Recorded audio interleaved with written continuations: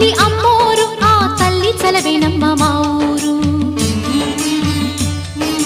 చల్లని మా తల్లి అమ్మోరు ఆ తల్లి చలవేనమ్మ మా ఊరు గోదారి పారేది గుడిగంట గొంతెత్తి పాడేది గోదారి పారేది గుడిగంట గొంతెత్తి పాడేది ధాన్యం పండేది ధర్మం బతికేది ముత్తైదు బొట్టల్లే ముద్దొచ్చే సూర్యుడు పొద్దున్నే పొడిచేది ఆ దేవి దయవై